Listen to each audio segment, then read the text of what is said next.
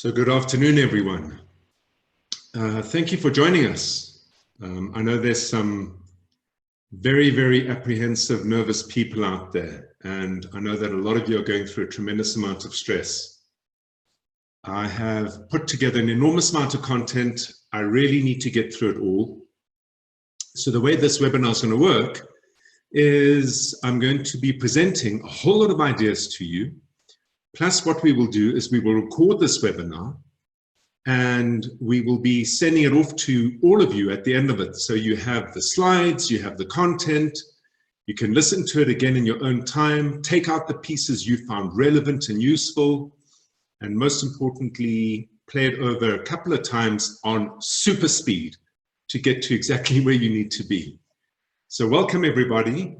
And I'm going to start off with a very unusual story that one would perhaps never start off when speaking to Sorbet franchisees. It's a story of Mike Tyson. And Mike Tyson was this extremely vicious boxer. He was naturally strong. He had a natural ability to box. And he seemingly never ever lost fights. And every time he was lining up for the next fight, people would say to him, "What's your plan, Mike?" And he said, "To punch them in the face." And they would then say to him, "But you know, your opponent has a real plan." And Mike Tyson would say, "Everyone has a plan until they're punched in the face." And he is so right, because when you suddenly receive a big shock, everything you thought you would do, as you would do it, and how you would do it falls away. But there's one big difference. Most people who get punched in the face stay down. It's the winners that always get up. And we as business owners have been hit in the face by this enormous shock called the corona economy. And it is absolutely necessary that we find the resources, the will, the fortitude, and the courage within ourselves to step up, lead up, and make it work in our favor, as hard as it may seem right now. So with that, I'm going to be sharing a whole lot of content on taking control. And I hope you like this picture over here, because there are very, very resolute faces over there being led by charging rhinos. And nothing stops charging rhinos. If you get the headspace right and you get your actions right, I think that you will get to the other side of this, at least most of you will. Because the social economy that we live in, the economy that relies on retail interfaces, especially close contact with people, is not going to be the same for a long, long time. So we'll talk about how to get around it. We need to take a view on the future. I can assure you that after lockdown, things will not be the same. Once we've understood that view, let's take a view on ourselves.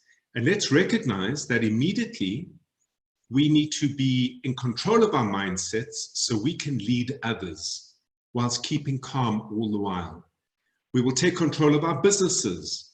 We will take control on rebuilding, because the way that we got to where we are today is going to be different to where we need to get to for the next 18 months.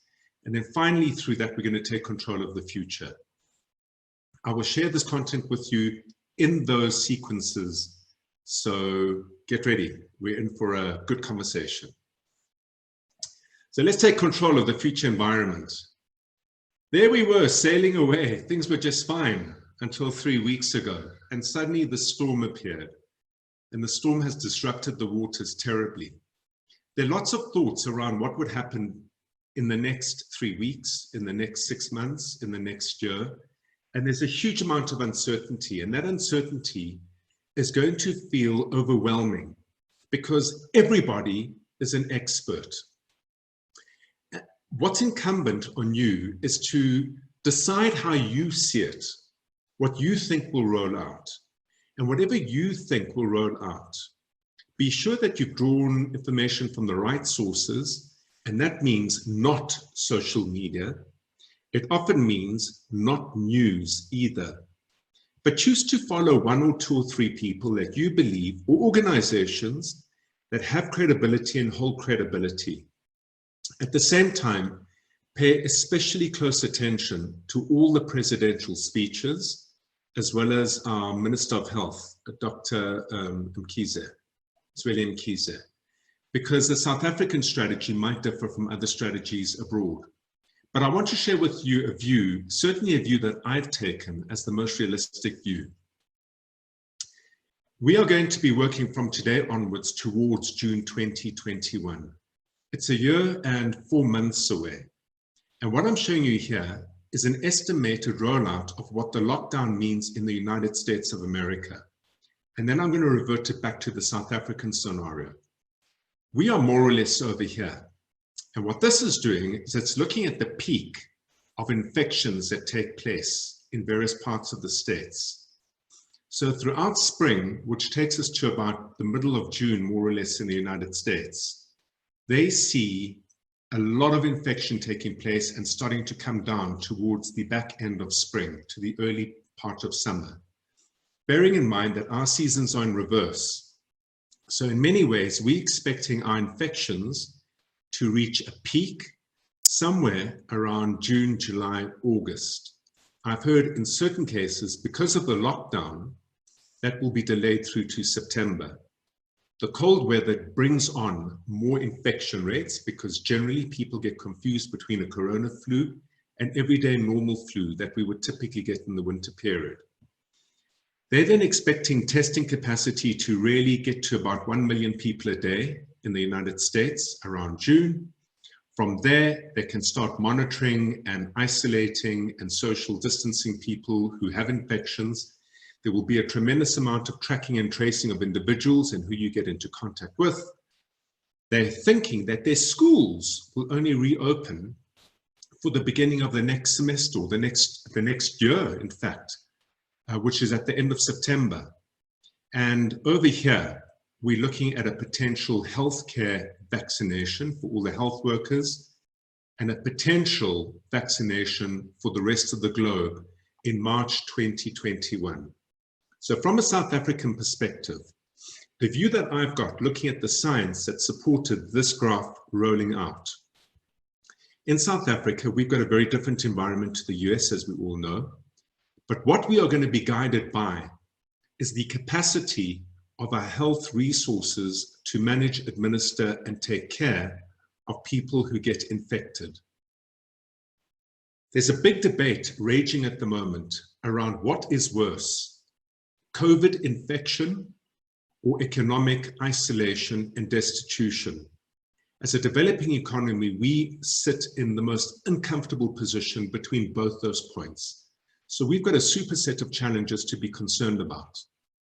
What I am clear on is that our president will never ever be seen or want to be seen or be caught with photographs of people outside healthcare facilities that can't accommodate them because of a COVID infection. So the capacity of our healthcare system will certainly guide the extent to which we have a physical distancing legislation put in place with intermittent lockdowns. I do believe that after this lockdown, there will be subsequent lockdowns simply to ease the rate of infection. Excuse me. And within that, we can expect the next 18 months to have this weird environment of physical distancing governed by a few lockdowns between now and then. So we need to get good at managing in a lockdown. And we're going to have an enormous amount of misinformation creating all sorts of concerns that the country is following the wrong strategy or it's following the right strategy, that people are absolutely desperate and destitute, and that people need to be considered economically before they're considered from a health perspective. There's going to be lots of noise and lots of aggravation out there. My sense would be to take a view that we're in this for 18 months, intermittent lockdowns, but social distancing, physical distancing will almost become a norm. If you simply hold to that view, which is a conservative view, and you build around that view, you won't lose, because if my view is wrong, that it's not 18 months, it's 14 months, or if it lands up being 12 months, all the better. But as entrepreneurs, it's incumbent upon us to prepare for the worst and hope for the best. Preparation is action-driven. Hope is simply hope. It's not a strategy. And I'm talking to you about strategy today. So how do you firstly take control of your mindset? Because it is indeed a very, very scary event.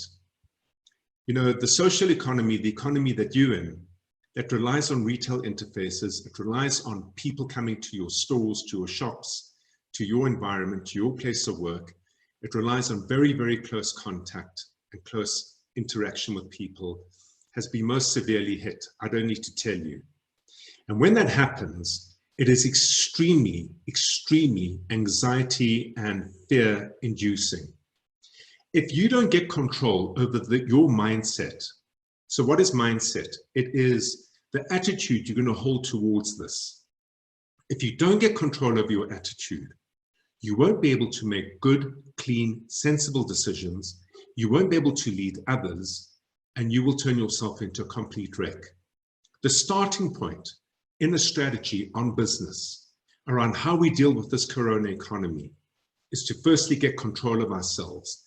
And the best way to understand that is to understand what it means. So it begins with you. And I want to talk very briefly about this lady called Elizabeth Kubler-Ross.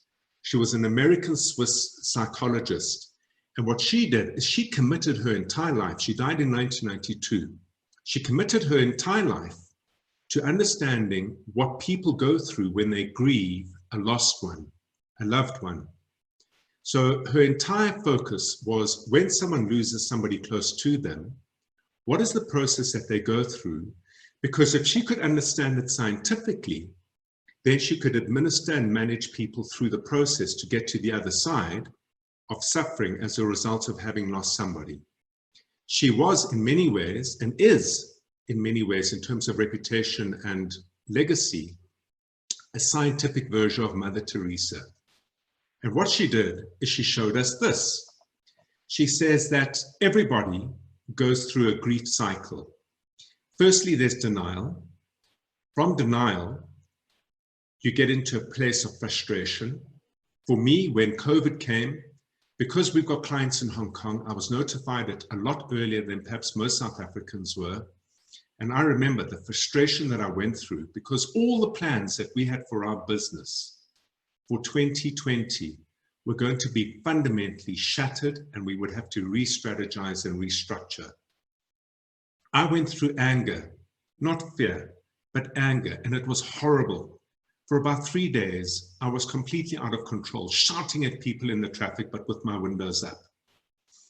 We went through the frustration. I certainly went through it. I landed in depression for about probably 2 or 3 hours. And then very quickly, we sprung into action. And we sprung into action because action is what takes you out of a depressive state. Doing something takes you away from depression. It gives you the sense that you are empowered again, because when you act, you then start to see what works and what doesn't work. And it's very, very simple. Simply do more of what's working and stop what isn't working. Action is brought down to your hands.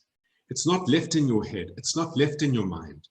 If you leave it in your head and your mind, you stay in a depressive state, because the languaging over there is, if only I did this, I could have, I should have, I would have, why me? It's a space of enormous pity party. And pity parties never ever yield anything other than maintain you in a state of depression. Once I experimented, I started to make very clear decisions about what needed to happen. Those decisions were integrated into our entire business, and we then started to find new meaning and purpose behind the work that we did. So that's the grief cycle. And the reason that I think it's valid is, yes, Elizabeth Kubler-Ross really developed this to help people get through the loss of a loved one.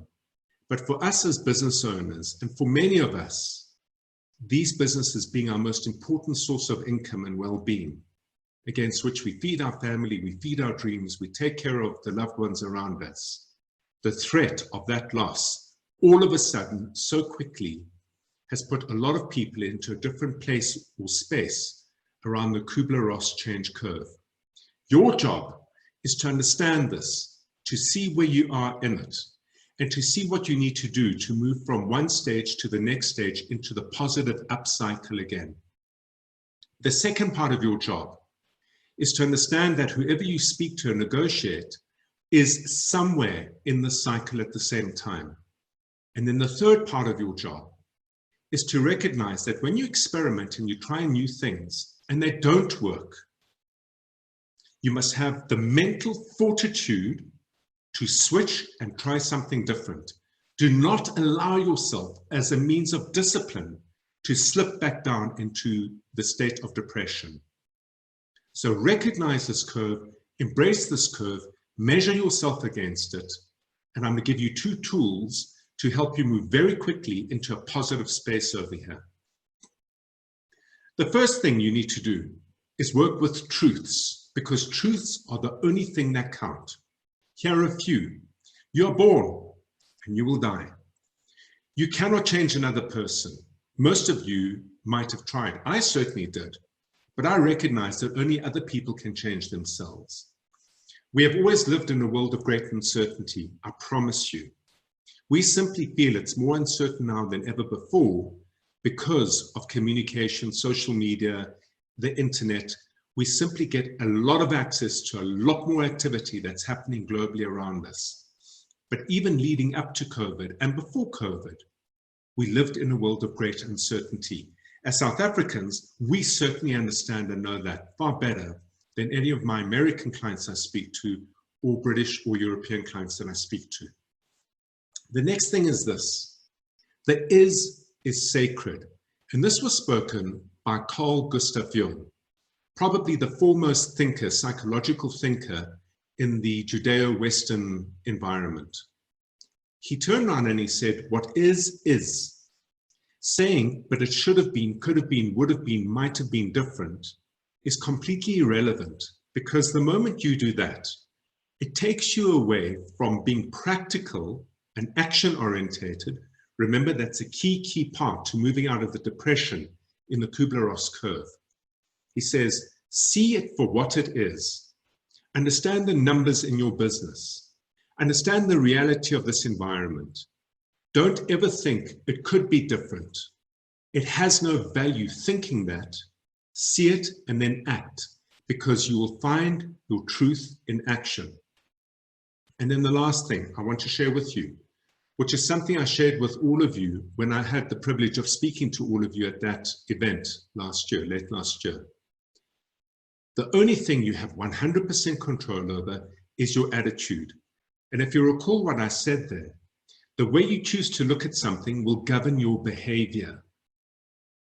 The way you behave will give you a result. If the result is positive and working for you, continue with that behavior. If it's not working for you, instead of saying, I'm not good enough, it should be different, it's not fair, go immediately back to the attitude and change to a different attitude that says, right, that didn't work, I'm now going to try this. Implement that in behavior, measure your results from your actions, and hold to that as your truth. The second tool I will share with you is something that is already 6,000 years old, and it comes from the ancient Upanishads. These were mystical Indian texts that were written many years ago by people as smart as we are and as insightful and foresightful as we are. They argue that there are 3 gunas, rajas, sattva, and tamas, that control your state of mind and your sense of well-being. If you look at rajas over here, it talks about high energy, excitement, being a workaholic, which I know most of you are, ambitious, driven. The negatives are desire, fear, egotism, self-centered. For us as people who create a large part of our meaning from the work that we do, we always live, and especially in Western society, in a very ragistic state of being. To all of a sudden, not get up and go to work, lead your team, drive your business, get involved with clients from one day to the next. That energy, that workaholic energy, that high energy, if it's not being fed, if it's not being implemented, can move you over into a state of tamas. And tamas is about refusing that this is going to happen. It's about being depressed. It's about being lethargic. It's about feeling like a victim in many ways. If you understand that energy, and you understand this energy, which is profoundly passive, the right way to manage both these energies is to move into a place of sattva. And sattva is where you get into a place where if you're feeling very, very frustrated, turn yourself into positive action, and through positive action, see what's working, see what's not, and that gives you a sense of control.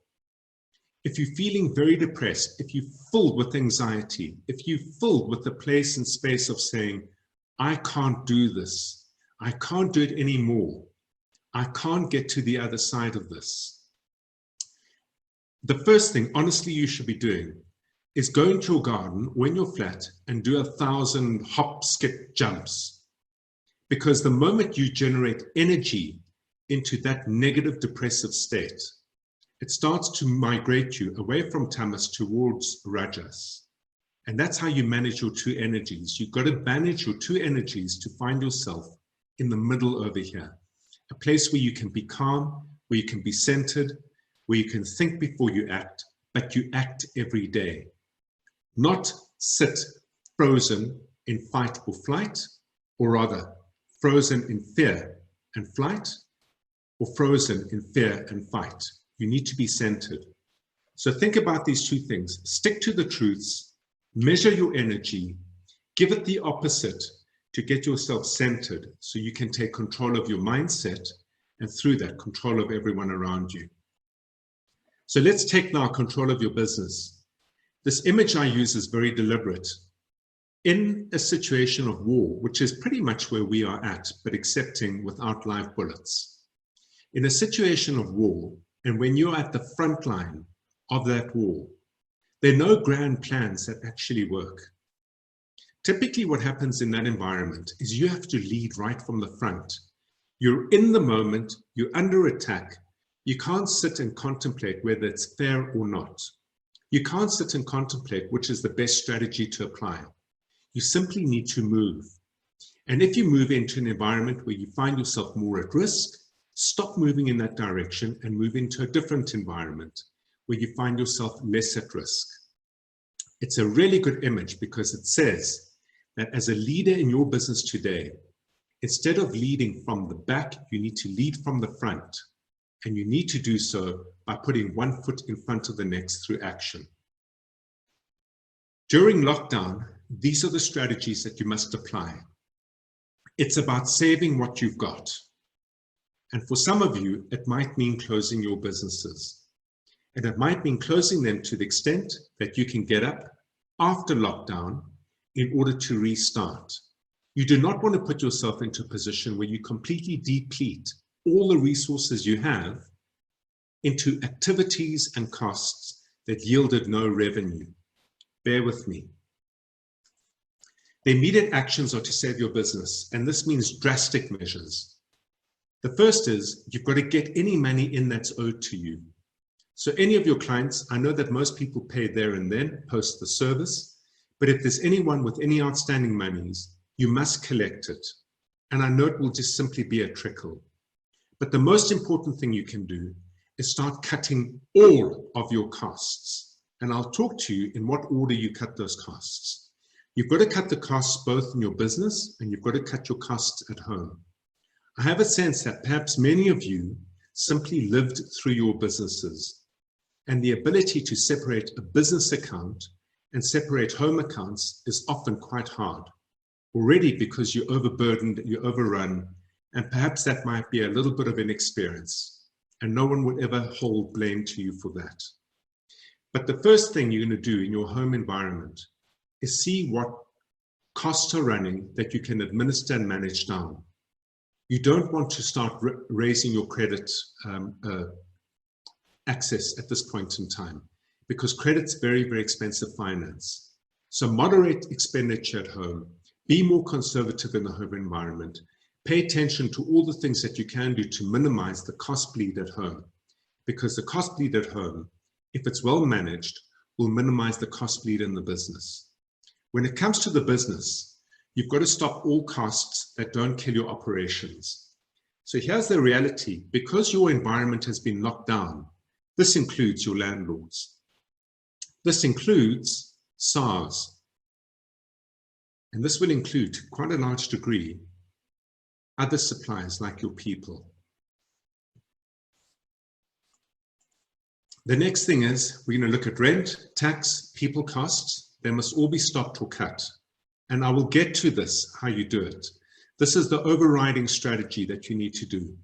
So think of it this way. You've gotten all the money in that you have, and you're going to stop paying out anything and everything from your business in order to see how much money you have, in order to take a view whether you have sufficient to restart at the beginning of May.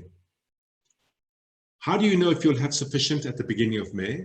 Because the way you're going to go back to business is going to be different to the way you've done it before.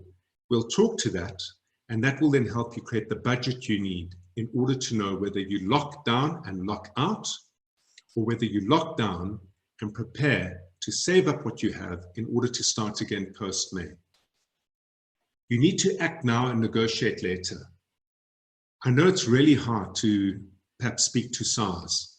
I know it's really hard to speak to your landlord, but you must simply stop all payments in all environments to preserve your business now, and then you can negotiate after. If you approach any of the authorities who are under enormous pressure already, if you approach your landlord and you expect 3, 4, 5 days to go by, that's not stopping things now. You need to stop the bleeding right now and negotiate later. And then you need to exhaust all the support that's available in South Africa. And the support varies wildly. Again, this will be sent to you. It's a website called Funding the Lockdown. It's live and it talks to all the latest incentives, concessions, grants that are being made for small, medium businesses right through the country. So in red mode, which is where we are now, lock down all your costs, lock in all your revenues, put everything on hold until you have built a plan for post-lockdown. Post-lockdown is an amber, it's a go, but go slowly. And it's got one objective behind it. It's going to be survive. And survival means you need to calmly and steadily secure your business. The starting point behind it is prepare a survival plan and run the numbers. So whilst we're in the lockdown period, you need to calculate the free cash that you have left in your business. If you owe money to suppliers, if you owe money to landlords, if you owe money to the banks, if you owe money to SARS, put all of that on hold for the interim and see how much money you actually have in order to restart your business. You need to forecast, in other words, you need to project from May going forward at least 6 months, 9 months, how many services you think you'll be able to sell, how much product you think you'll be able to sell. You need to understand the cost of those products to get to your gross profit. And then you need to see how much money you have to settle in this order. First and foremost, your people. Next, most likely rent, then SARS, then everything else. Because your people not being present mean you can't trade. You can't offer service. If you don't have access to your premises, you can't offer service. If you have SARS breathing down your neck, you can't offer service. So lock and load and see how much cash you've got. Take a view that you're going to be trading from May again, and you'll be trading at 1/3 to half of your current velocities, the velocities of trade that you had previously. People are going to be very apprehensive and nervous about coming into shopping centers, and they're going to be apprehensive and nervous about close contact services such as yours. So moderate all your forecasts very dramatically. And then from there, decide who you're keeping in your staff, tally up those salaries, and that's the first place money goes. Thereafter, the premises, and thereafter, the receiver of revenue. Get money in and secure current customers. I'm going to talk a lot about how you secure current customers, because those customers are going to be the source of revenue for you. And the ones that you have, the ones that have been loyal to you, the ones that have engaged with you for months, years, whatever the case may be, you need to be in contact with them. I've always argued that every retailer in any part of the retail economy should never ever let a client enter and leave their premises without capturing the contact details of that client. And there are a couple of reasons for it.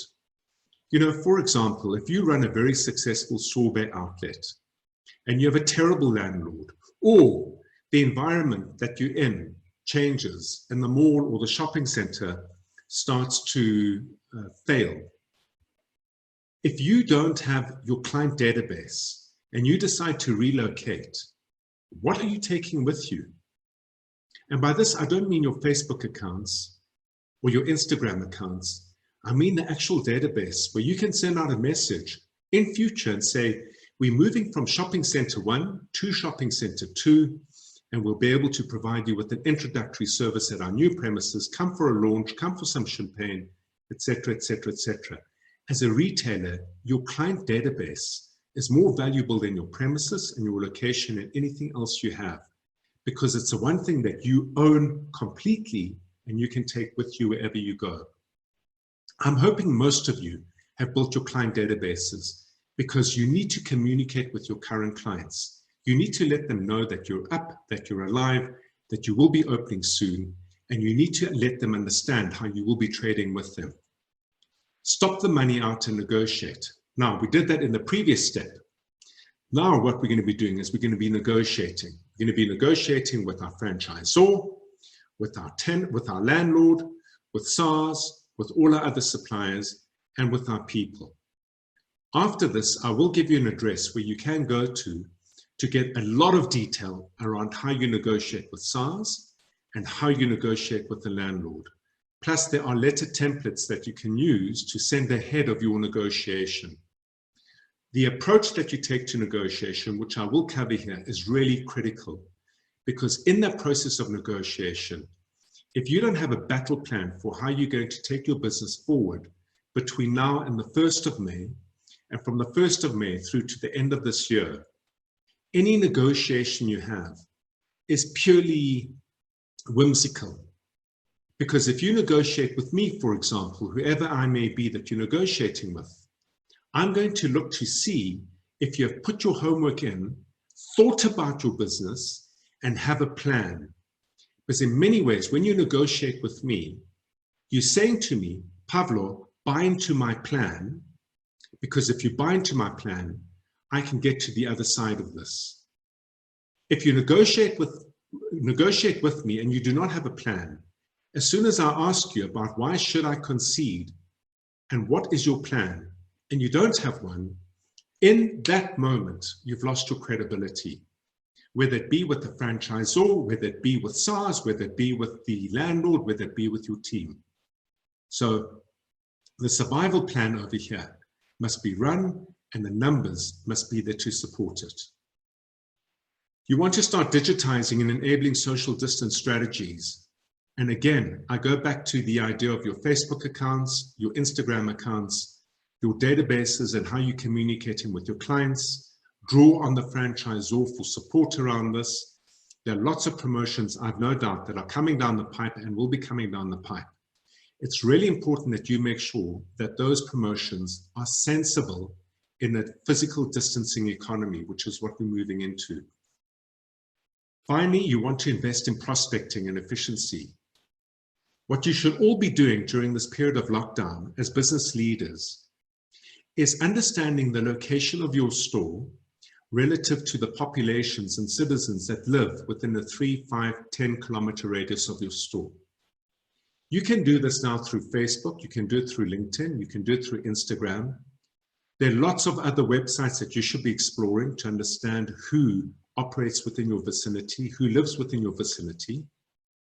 It might well be working with certain estate agents, for example, who have a good understanding of the residential environments that you're involved in. They too are sitting in a situation where they have no trade going. They too, for the very first time, have real time on their hands. If you can understand who you have not reached, given your location, and how you can find out who these people are. So you can start reaching out to them with promotions the moment your store opens. That's how you start to lock and load your future business. Right now, most of you have relied on the Sorbet brand and your physical location. I'm betting not many of you have deployed hunting activities where you go out and hunt for new business by speaking to communities, by finding collaborations with people who engage with citizens in and around your stores, in the neighborhoods of your stores. It's a really, really good time to sit down and think, who should I be speaking to? Is it my local dentist, who's equally going through an enormous amount of agony and anxiety? Is it my estate agent? Who do I reach out to that sits within 5 kilometers of my store so I can start engaging with their clients, and through that, get those clients ready to come into my store the moment we're able to trade? You need to exhaust all the support. And again, this is where you'll find out all the current support that's available, that's live. If you go and exhaust all that support before you negotiate with anybody, it immediately says, yes, he or she has got a survival plan in place. They've run their numbers. They've taken advantage of all the services and grants that are available out there. They're coming to me now as the next line of resort. If you have not done your homework in this way, you're not preparing yourself to have an effective, solid negotiation. In fact, you're not preparing yourself to demonstrate that you should be taken seriously. Show me your lockdown plan. Show me your 9-month post-lockdown plan. Show me that you have gone and locked and loaded your business by prospecting new clients already that would either come into my shopping center as a landlord or come into my mall as a landlord, that you have got on your database and that you intend to reach the moment you start opening trade. It shows that you have been proactive in considering the entire ambit of your business before coming to me, and as a result of that, it earns my respect. You have to earn your leadership rights. So exhaust all COVID support. The next thing you're going to negotiate will be your landlord. Tomorrow, I'm running a webinar at 4 o'clock. I urge you all to be there.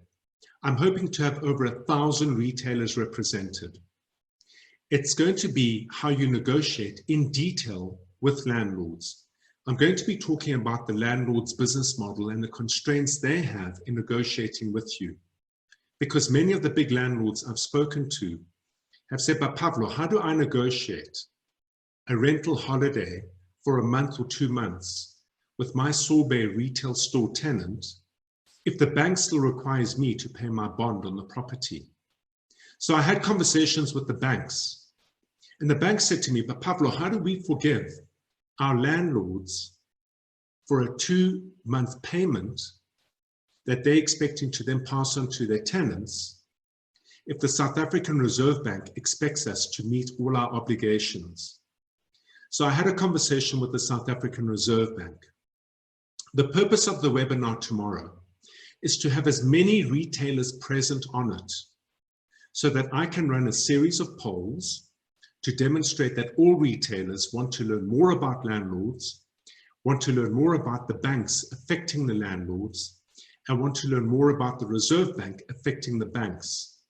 Because right now, nobody's talking to anybody. And unless we get to a place where we can close the circle with the South African Reserve Bank forgiving the banks, who forgive the landlords, to forgive their tenants, we will not achieve it. If you are able, please be on that webinar tomorrow and vote in the polls that are put out there. Because from there, on Thursday morning at 10 o'clock, I'm having a roundtable discussion facilitated by Bruce Whitfield to bring the Reserve Bank together with the landlords and the banks and retailers. And then on Thursday evening, we go on air with it in order to get all the parties talking so that when we approach the landlords again for rental relief, we know that they're being approached by the banks and we know that the bank is being approached by the South African Reserve Bank.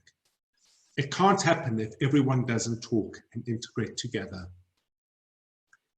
The next thing are the banks themselves. Banks know full well who's in trouble, who's not in trouble. You need to look really carefully at what offers they are making to you, because any loans outstanding that simply have a capital holiday to it means you're still paying the interest on it. I'm not saying don't take it, but I'm saying take it with caution. Once you've negotiated landlords and the banks, you then get to SARS. I will again direct you to a webinar where I specifically spoke for an hour on how you negotiate with SARS. There's a letter over there that has been approved by SARS. Prior to organizing that webinar, I spoke to SARS and I said, how do we defer the PAYE portion of the salary? How do we defer VAT payments? Because SARS, the message I'm giving to business owners out there is that you preserve your business at all cost in order to be a last man standing in this tough environment. It works for you, SARS, because if that business stands tomorrow in order to fight forward, as opposed to meeting all its obligation and closes for tomorrow, you lose, we lose, and the whole of South Africa loses. So please visit that webinar and the letters attached to it when you negotiate with SARS. Finally, you might want to look at your telcos. If it is a major cost, if it's not a major cost, you need to have a discussion with them. They're starting to generate a lot of opportunities for people to maintain their numbers, to maintain connectivity with eased payments and heavily discounted bandwidth payments. You finally get your customers. It's very hard for you to negotiate with your customers at this point in time. What I've certainly seen, and I am seeing by some of your colleagues in the retail sector, people are selling services and products ahead at a discounted rate that can then be enjoyed once the economy opens again. Cape Union Mart is a classic example. They're selling fleeces right now at a 40% discount, but that will only be delivered post-lockdown. In doing that, you get a great discount, but you're also getting cash flow into their business. They're doing that in order to ensure that they can pay their staff. And then finally, you get to the people. If you look at this image over here, it's a very carefully selected image. It says, for me to negotiate with you over here, whoever I may be, from a landlord to a bank to SARS to a telco to customers to your staff, I need to see that you have earned my respect. I need to see that you have a plan for lockdown, you have a plan post-lockdown, you have exhausted all the support out there that's been provided by government, which is going to be hard to access, I promise you. And only then are you coming to me. It's called negotiating in good faith. If I trust that you have done everything in this environment and you're coming to me with that plan, I will concede to you, as grumpy as I may be. So let's understand your people. There are lots of different options over here. There are options for short weeks. Right now, nobody's working. Everyone's at home.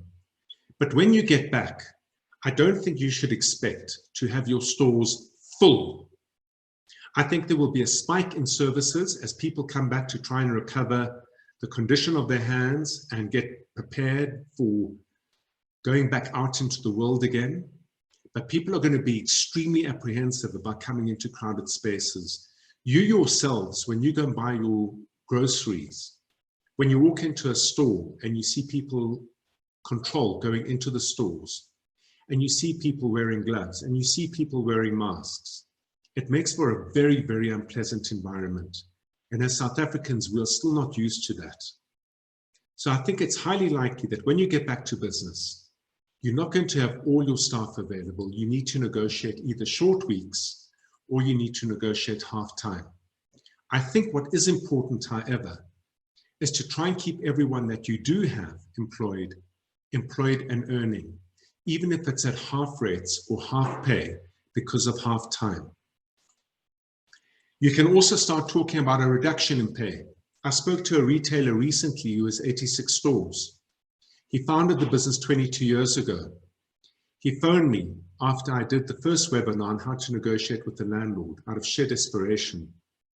In fact, some of you might even know his stores because they're in the same centers where you're located. The first thing he did is he cut his salary down to 0. The next thing he did is his wife, who founded the business with him, took a salary cut of 50% because he and his wife could survive on 50% of her salary. The son, who joined the business 17 years ago, said he would take a 50% cut in salary. The three of them then went to go and speak to their regional managers. 3 minutes into the conversation, the regional managers turned around and said, before you even put a position forward on what we will do over the lockdown, we would like to take a 30% cut on our salaries, but on condition that we can keep our retail staff. Our retail staff are earning anywhere from around 8,000 to 12,000 to 15,000 Rand a month. They rely very heavily on commissions based on products and services sold. We have trained them up. They're valuable to us. We know their personalities. They understand our product. We need to preserve them because after lockdown, we will not be able to get going without them. I have heard many stories where when staff are positioned with what should we do? Should we move into short week? Should we move into half-time? Should we move into a reduction of pay? There's not one person who has said, well, you know, I've been here the longest. I'm the most popular nail technician. You ought to keep me and let 1 or 2 people go. There's a great sense of community out there, and people are very receptive to ideas that everybody needs to take a small reduction in salary for so long as I know you, my leader, have done everything that you have needed to do, and you're coming to us as a last resort, plus you yourself are taking a reduction in salary. You can redeploy some people very hard in your business. You know, in effect, your teams are very well identified. The crew on your ship, as I like to call it, knows exactly what their roles are. They know what to do, how to do it. There are very few opportunities to redeploy. You can give some people leave. They can take their leave now, because during the December period, there's a big question mark as to whether many people will be going away or won't be going away. I've heard of a lot of companies that have simply said to all their staff, this is your December leave, you're taking it, it's compulsory, plus 1 week will be unpaid leave. Incidentally, it's unconstitutional, but more importantly, that's in breach of the Labour Relations Act. Because what the Labour Relations Act requires you to do is to have consultation with every single one of your staff before you make a ruling. People need to be spoken to, and people need to be shown that you're acting in good faith and you're acting with an intent to preserve the business. You can retrench. It is a last resort, and it's a horrible thing to do. A lot of people have said to me, but what if we can't afford to retrench? Because retrenchment means you get 1 week pay for every year worked. In those instances, you simply have to proceed with retrenchment with the view to settle the monies outstanding once you start trading again. And that can be written into the retrenchment agreement. If you do retrench, I urge you to have the UIF forms available and ready. People need an opportunity to maintain their dignity and hold their dignity. Everyone is going through a tremendous amount of anxiety and stress around their ability to get money in to put food on the table. Your staff are feeling it far more than most of you, I can promise you. There's not much you can outsource over here, so I'm not going to get into it. So those are the strategies you can use to negotiate with your teams. Once you've done that, the next thing is take control in rebuilding the business. And this requires a huge amount of imagination. I think, and I'm hoping I've managed to convince you that so far, the likelihood of us returning back to normal is possibly 18 months away at worst, maybe 12 months away at best. What got us to where we are today as successful business owners will not be what gets us through these next 12 to 18 months. We need to do things differently. And it starts with the brand positioning. I'm using the imagery of bees over here because bees work effectively together. They all understand that they as a collective are what leads to the hive's success. This work can't be done individually. It needs to be done collectively between yourselves and alongside with your franchisor as well. So customer relationship with Sorbet, what does it mean? because that's what the brand is. What is my experience of Sorbet, and how do I hold the Sorbet name in my head and heart as a customer? How do you keep the brand alive when your physical stores are not trading? The lived reality of customers during and after lockdown is something that I think most of you can identify with. Many of you are very, very similar to the customers you have. And take a moment to reflect about what your lived reality is right now. Many people have got kids at home. Many people have elderly parents that they're deeply concerned about because they are the most vulnerable to COVID. Many of you might have partners who are also at home. Everyone is apprehensive about their income. All of you have had to become expert teachers from nursery school all the way up through to matric level. All of you have had to suddenly find ways to engage digitally across screens, and everybody needs access to it. Most of you are now cleaning your homes and gardens at the same time. It is extremely stressful. Everyone's going through it. And I remember what the talk was titled that I delivered to you late last year. It was called Making Magic Happen. I think that Sorbet should be promoting ideas into the households of people, either by way of humor or by some sort of relief that can be offered to the absolute stress and anxiety of those everyday households. It needs a clever strategy to actually alert all your customers who follow you still and who receive promotions and communications from you on an ongoing basis that Sorbet actually sees you, recognizes you, and cares. It's not the right time to be shoving promotions down the throats of customers that can't get access to you. This is an ideal time to be building the brand that Sorbet cares. Making magic happen is around how you can improve living conditions at home. It can either be done through humor, it can be done through however magic happens. It needs some creative thought. But what we need to do in the lockdown period is that the Sorbet brand needs to be present at the back of the mind of your customers within their lived home environment, because that's where people are. The last thing you want is to be pushing very aggressive promotions down their throat, because it simply then seems that your relationship with them is entirely transactional and it's not based on making magic happen. The media that everybody's consuming at the moment is probably the highest risk that we all face. People are standing and sitting in front of their laptops and their phones. They're spending time on Facebook, they're spending time on Twitter, they're spending time on Instagram. And as much as we need that so that we can reach them, their behavior on that screen is what frightens me.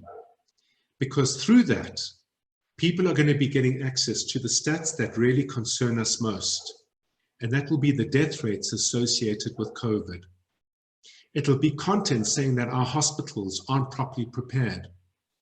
It'll be all sorts of nefarious information that we all get subject to, and we all are preyed upon by people who have nefarious intent to direct social media and wrong information to us. This is a very, very real lived experience. It's a very real risk, and it's happening on a consistent basis right around the world. So you're fighting with that. You're fighting with a lot of false information out there.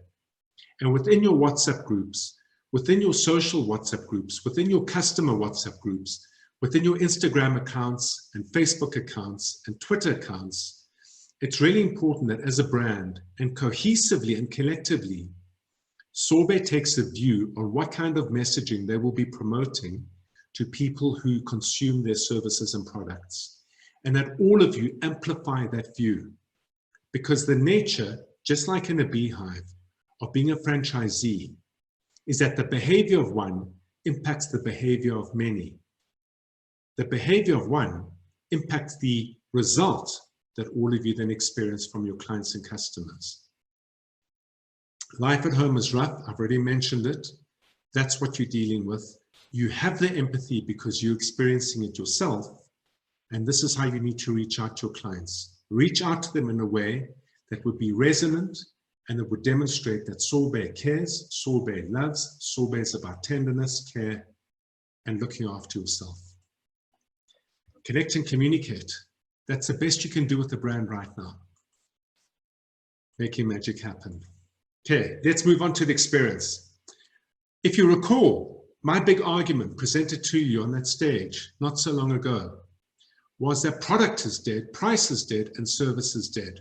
What makes the retail environment come to life and what builds a brand is the lived experience I have when engaging with your brand. And we spoke about experience in a lot of detail. The first thing is that experience starts by you solving a real problem that I have. And that means that you understand me, you understand my environment, you understand my ability to do something or not do something. You're looking at me as a human being that is looking to improve, for example, my hands, my nails, my skin. You're looking at the problems I'm experiencing right now, which were different to the problems I was experiencing before lockdown. You're communicating to me in such a way that you understand that. And the experience you're going to provide me during lockdown from a brand engagement point of view and post-lockdown from a service delivery point of view will be different. If I can see that you have understood me and through that you create an experience that says, yes, you get me, then Sorbet wins. From a shopping center point of view, a shopping center needs to be made responsible, safe, and secure. If I hear of a shopping center where somebody got COVID, that's going to catch like wildfire in social media. And that shopping center is going to be dodged by everyone and anything around it. So the first thing you need to throw back at your landlords is how you're making the shopping center or the mall safe. There's a lot of talk at the moment around COVID testing capabilities. I was following a TED talk by Bill Gates quite recently, who said that he has put $100 million into a COVID test being developed by Abbott Laboratories that would allow you to take a swab of spittle and within 3-4 minutes affirm whether you have COVID or not. Imagine a situation where a mall or shopping center turns around and says, we test all our staff coming in, we test all our tenants coming in, and we test all our visitors and patrons coming into the shopping center. If somebody is found to be positive, what we do is we immediately alert the authorities and we guide them for help to the authorities in order to self-isolate. Now, it sounds draconian, but I've got to tell you, if I'm apprehensive about COVID, which I will be because of all the nonsense in social media, plus the reality of the virus itself, and I know that that shopping center has adopted that as a policy, where do you think it is that I would go in order to do my shopping and my consumption? I'm prepared to undergo that test if I know that that shopping center has made the environment safe. Within your stores, should you test people coming in? If I knew that you tested people coming in and you turned people away who were thought to be COVID positive, and you turned them away in an empathetic manner and you guided them to where they can go and get final testing and help and assistance provided by government and all our healthcare providers, would it make me feel safer walking into your store? If I knew that you tested yourself and your staff every day walking into that store, it's certainly saying and sending a message, my store is safe. Within my vicinity, it is safe. The next thing is, what do your seating densities look like? If you rack and stack 30 clients, half a meter apart, in a physical distancing economy, the recommended distance is 2 meters, well, just under 1.8 meters, 6 foot per se.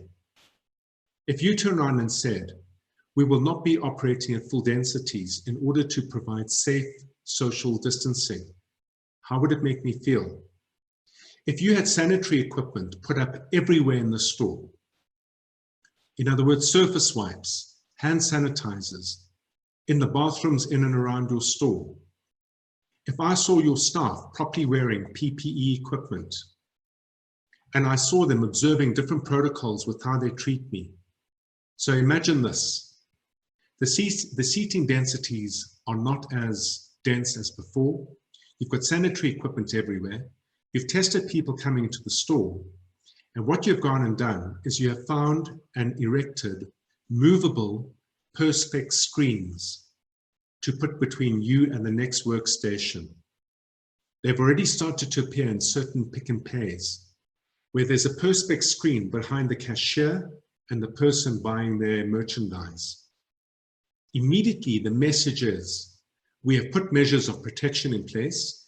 We are cognizant of the risk of COVID infection.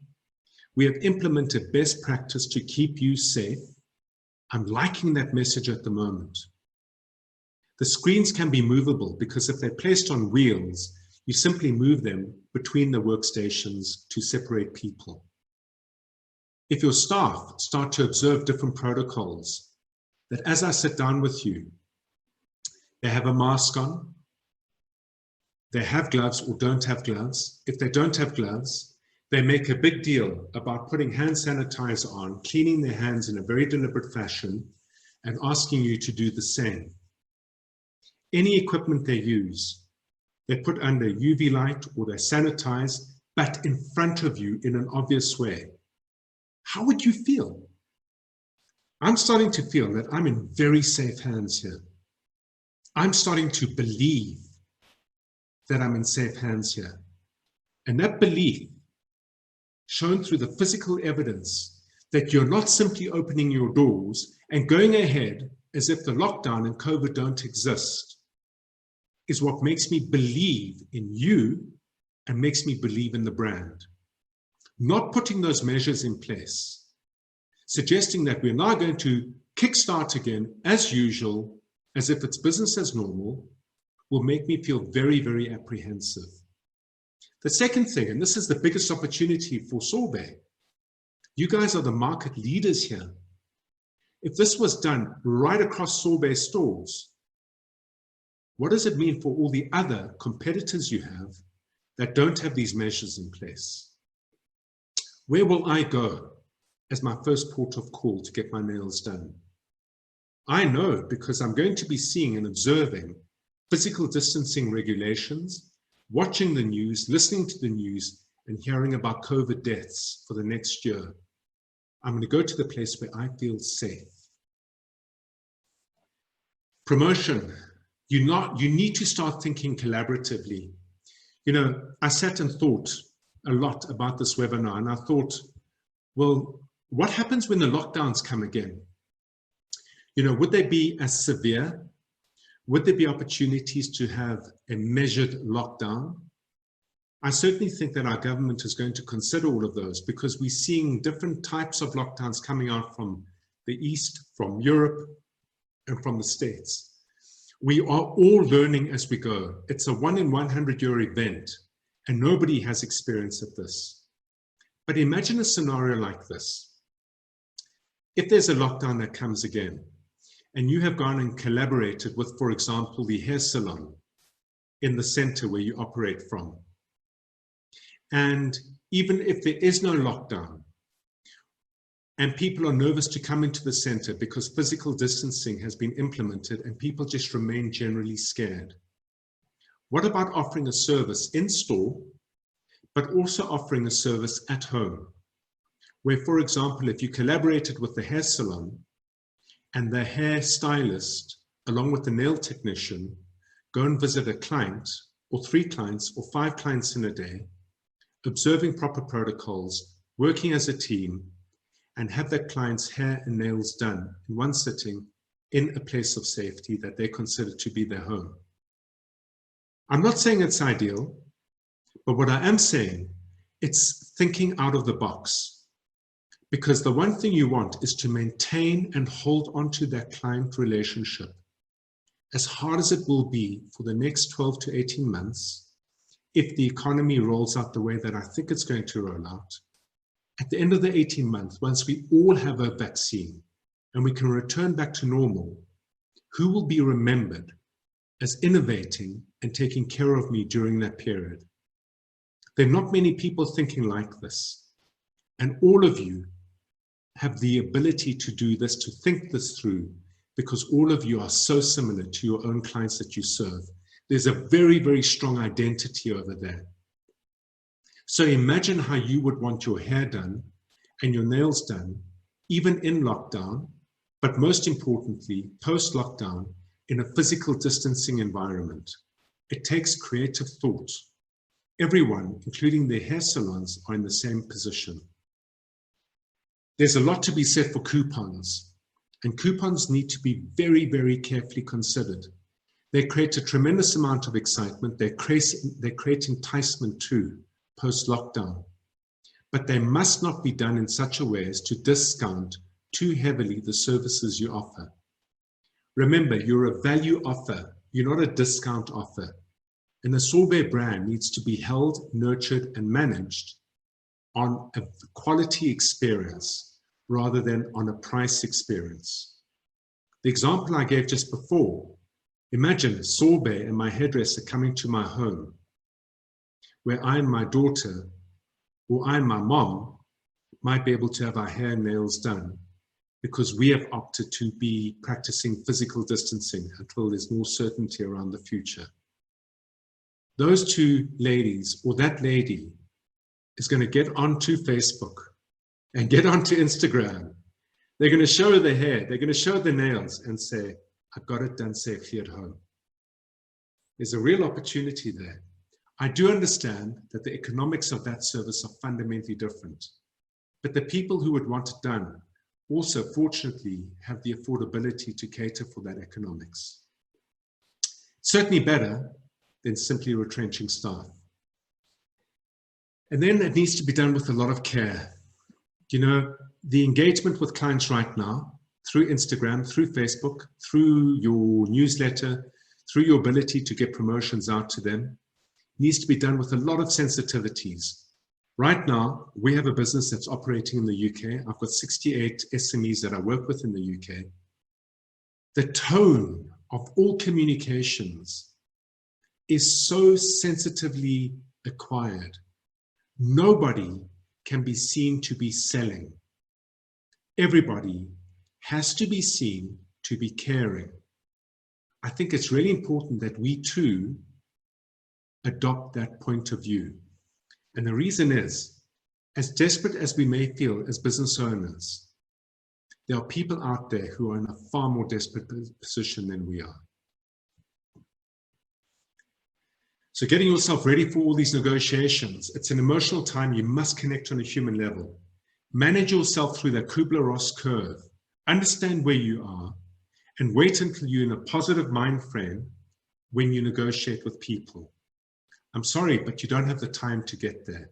So simply take a call, get there fast, get out of the depression into experimentation, because negotiation in its own self is a process of experimentation. You must have rational arguments. You must have rational arguments. Trust yourselves that you understand your business. Trust yourselves that you understand your clients. Put yourselves in the shoes of your clients around what they will do and won't do. When you do your forecast to see what revenues you can expect to get in, so you can understand the money requirement you have to get going again. Don't be optimistic. Don't be pessimistic. Be realistic. It's leadership time. You must prepare and prepare and prepare. And you've got to be honest in all your engagements. In this process, you need to record every single engagement you have with everyone, whether it be with the franchisor, whether it be with SARS, whether it be with the landlord, whether it be with your staff. It creates good practice and it demonstrates serious intent to find a way forward. Be creative. I can promise you, everyone is thinking about opportunities to maintain their source of income, and that includes your staff. They live in communities where people are talking too. They have ideas, they have perspectives that are different to yours and mine, certainly, but they have ideas and perspectives. It's really important for me to accept, if I am to be retrenched, that it's been done with grace, that it's been done with dignity, and that it's been done correctly, because I've had an opportunity to voice what I think I could do to contribute to you preserving your business, and through that preserving my job. Be objective driven. You must not concede on one thing. And the one thing you do not concede on, and this is where brain has to come into it more than heart, is you need to be clear on what you need to do to be a last person standing. If a landlord does not come to the party, then simply proceed without them and fight that fight another day. But if you are forced into a situation where you feel obligated to make a payment and it goes against your plan to preserve the business so you can exist post the lockdown, that is a foolish decision, because that in itself can sink you. You need to have a tremendous amount of courage, and you need to be very resolute over here. All of that will not happen if you do not have a plan. And finally, record all your engagements and all your discussions. Do so because it's correct, it's good governance, it's good business practice. Once you've spoken to parties, distribute your notes through email back to them, clarifying your understanding, clarifying the position you've reached, clarifying your way forward. All the while, you show respect, you show empathy for that other party, but all the while, you remain true to your objective. Save my business in the lockdown so I can restart and survive post-lockdown until the economy returns back to normal. So let's just talk about what assistance is out there. There's quite a bit, and it's getting very, very noisy, and it's very scrappy. There are PAYE provisions already from SARS, 20% of salary, but there might not be enough. Hence, you negotiate with SARS. The Department of Labor has created some sort of UIF relief. It might not be enough, but see if it applies to you. The DTI has done something. The Solidarity Fund is building. There are all sorts of provisions and conditions around it, and they all have terms and conditions. Here's the thing. If you don't, for whatever reason, fit into any of their criteria, you use this as a second resort. This is not an opportunity to turn around and say, there's help out there. It doesn't recognize me and my circumstances. It's not available to me. It's not fair. Not fair, and complaining about it not being fair will not save your business. And that is why I want to go back to the absolute truths. The is sacred, and the only thing that counts, the only truth will come from action.